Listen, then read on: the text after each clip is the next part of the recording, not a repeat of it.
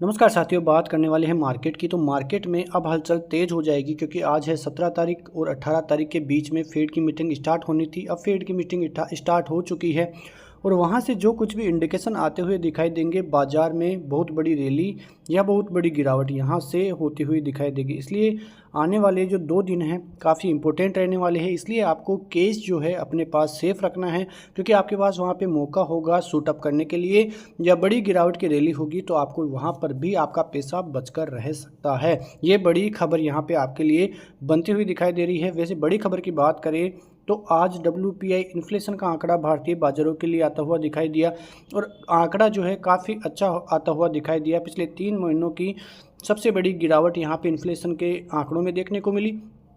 उसका सबसे बड़ा कारण था फ्यूल प्राइसेस, और फ्यूल प्राइसेस की वजह से ही जो होलसेल इन्फ्लेशन का डेटा है वो आता हुआ दिखाई दिया और अच्छा खासा इन्फ्लेशन का डाटा आता हुआ दिखाई दिया। जो अनुमान था 1.80 का था, लेकिन अनुमान से भी कम 1.3 का आंकड़ा ही यहाँ पे आता हुआ दिखाई दिया। तो आप अनुमान लगा सकते हैं कि जो भारतीय बाज़ारों की ग्रोथ है वो किस प्रकार से अभी चल रही है। लेकिन शाम को एक इम्पोर्टेंट डेटा आने वाला है और वो है रिटेल सेल्स का आंकड़ा, जो कि हम शाम वाले वीडियो में बात करेंगे। कैसा ये आंकड़ा आएगा उसको आप शाम वाला वीडियो ज़रूर देखना, आपके लिए बहुत ही इम्पोर्टेंट साबित होगा और कई चीज़ें कल के लिए निकलकर सामने आएगी। तो आप वीडियो में नए हों तो चैनल को लाइक और सब्सक्राइब जरूर कर लीजिए। यहाँ पे देखें तो आज भारतीय बाजार लगातार तीसरे दिन एक ही रेंज में काम करता हुआ दिखाई दिया। एक ही रेंज में काम करने का मतलब है कि यदि कोई इवेंट या कोई बड़ा माहौल बनता है उसी समय ऐसा होता है, क्योंकि फिर एक बहुत बड़ा ब्रेकआउट या बहुत बड़ा जो ब्रेकडाउन है वो आने की संभावनाएँ बढ़ जाती है। आज भी बाजार कुछ ज़्यादा करता हुआ नजर नहीं आया। भारतीय एयरटेल, NTPC और M&M के दम पर ही भारतीय बाजारों में आज थोड़ी बहुत हलचल देखने को मिली।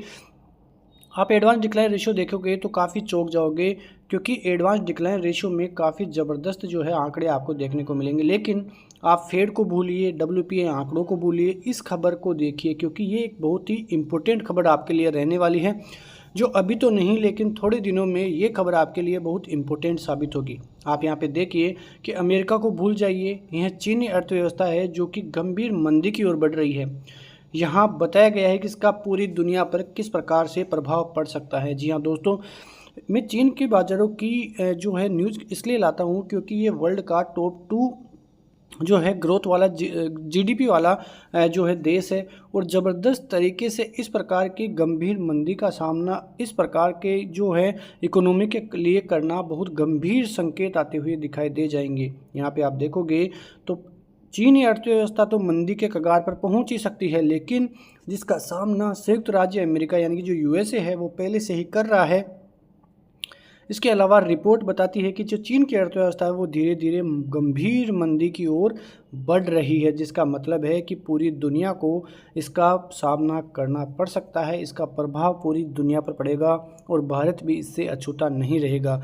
तो कुल मिला के जो चीन और अमेरिकी बाज़ारों में जो कुछ संकेत आ रहे हैं वो थोड़े नेगेटिव आ रहे हैं, क्योंकि मंदी की कगार पर ही ये दोनों देश खड़े हैं। और यदि इनमें कुछ ज़्यादा बड़ा देखने को मिलता है, यदि फेड की तरफ से कोई आने वाले संकेत और जो जेरोम पोवेल है उनकी स्पीच में कुछ दमदार देखने को नहीं मिलता है, तो फिर संकट पूरी दुनिया पर देखने को मिल सकता है।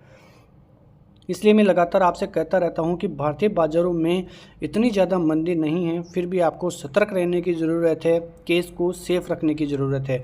और यहाँ पे आप देखोगे तो सबसे बड़ा जो कारण बन रहा है रिसेशन का वो है जॉबलेस रेट, जो कि ज़बरदस्त तरीके से रिसेशन की ओर इंडिकेट करती हुई दिखाई दे रही है। आप यहाँ पे देखोगे तो जो जॉबलेस रेट है वो शार्पली इंक्रीज़ हो रही है चाइना में, और जो करंट फिगर बताते हैं कि जो हाईएस्ट है लास्ट 6 मंथ का, ऐसा कभी नहीं देखने को मिला। बुलिंगबर्ग की रिपोर्ट ये बताती हुई नज़र आ रही है। जो फैक्ट्री आउटपुट है वो काफ़ी ज़बरदस्त आ रहा है। तो इन्वेस्टमेंट भी यहाँ पे मेजर रिस्क पे माना जा रहा है चाइनीज़ इकोनॉमी के लिए। तो इसी प्रकार से देखें तो ऐसी ही चिंताएं, बहुत बड़ी चिंताएं, मेजर इकोनॉमिक जो कंसर्न्स है वो पूरे वर्ल्ड के लिए ही बनते हुए दिखाई दे रहे हैं। लेकिन इसका फ़ायदा किसे होगा? चाइनीज़ डिफ्लेशन में result in yet another windfall for India. India के लिए काफ़ी बड़ी अपॉर्चुनिटी हो सकती है चाइना में डिफ्लेशन के लिए, क्योंकि सबसे बड़ा कारण है क्रूड ऑयल। क्रूड ऑयल के भाव पिछले कई दिनों में आपने देखा होगा कि 70 से भी नीचे आते हुए दिखाई दिए हैं, जो कि काफ़ी अच्छे संकेत है भारतीय बाज़ारों के लिए।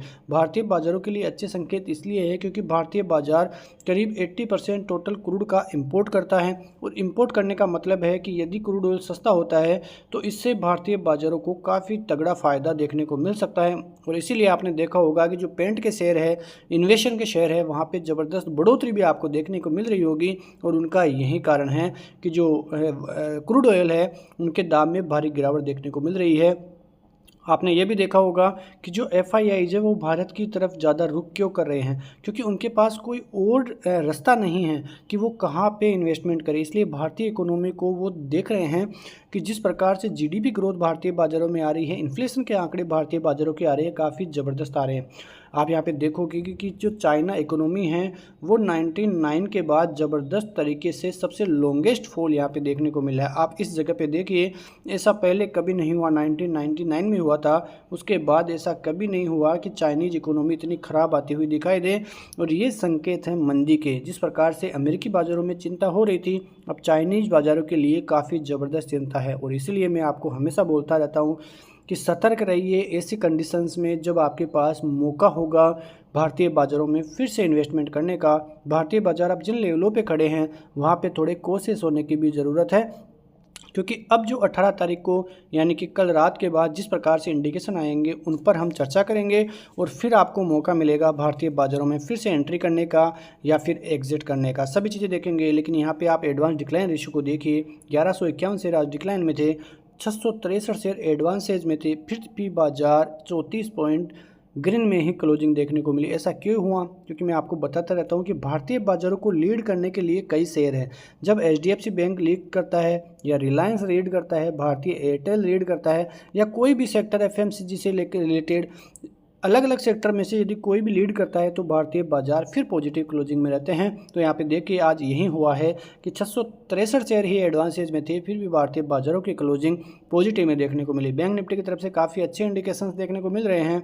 Fin services, nifty, IT, mid cap ज़्यादा कुछ देखने को नहीं मिला। कंसोलिडेशन के साथ ही लगातार तीसरे दिन भारतीय बाजारों की आज क्लोजिंग देखने को मिली है। आते हैं चार्ट्स पे। चार्ट पे आप देखोगे तो आज भी भारतीय बाज़ारों में ज़बरदस्त तरीके से आप यहाँ पे देखोगे तो यहाँ पे बाज़ार की ओपनिंग हुई, उसके बाद यहाँ से बायर्स आए, बायर्स के बाद फिर से सेलर्स ने नीचे के लेवलों पे पुश किया, लेकिन यहाँ पे फिर से बायर्स आते हुए दिखाई दिए। बाज़ार अटक रहा कहाँ है? बाज़ार अटक रहा है 25,450 के लेवलों पे, क्योंकि 25,000 जो 400 के लेवल से यहाँ पे, वहाँ पे पुट राइटर्स अब बढ़ते हुए नज़र आए हैं। पुट राइटर्स कॉल राइटर्स से ज़्यादा आए हैं।